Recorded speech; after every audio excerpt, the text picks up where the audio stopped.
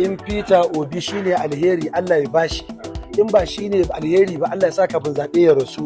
Ya Allah tun da ba shine alheri ba Allah ya sa kafin zaɓe ya rasu.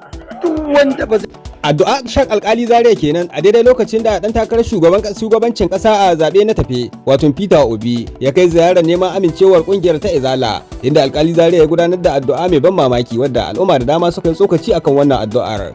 To jama'a barkanku da sake kasancewa da mu a cikin sabon shirin mu. Idan yau ne ka fara zuwa wannan tashar tamu to kar ka manta ka daure kada na mana subscribe sannan ka yi like dan ci gaba da samun shirye-shiryen mu cikin lokaci. Ga labarun ɗaya bayan ɗaya.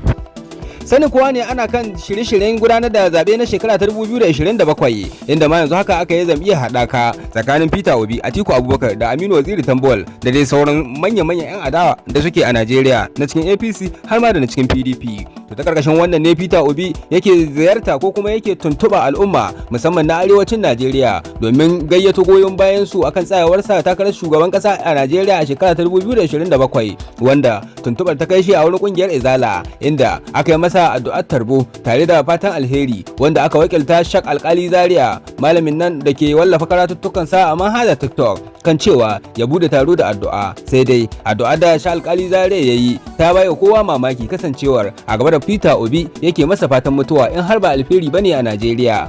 In Peter Obi shine alheri Allah ya bashi, in ba shine alheri ba Allah ya sa kafin zaɓe ya rasu.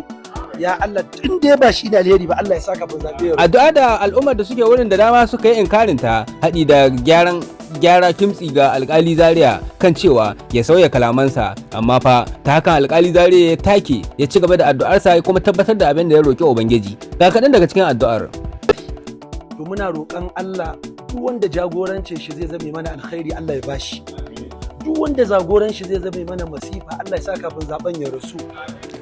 Kasancewa wannan ne ya zama abin cece-kuce a kafafen sada zumunta inda al'umma da dama suke yabawa alkali Zariya, wasu kuma suke ganin cewa bai yi abin da ya dace ba kasancewar a gaba da Peter Obi ne kuma ko ba alheri bane ba daidai ne ya roƙa mishi mutuwa ba sai dai ya roƙa mishi rashin samun mulkin ya ba wanda yake alheri.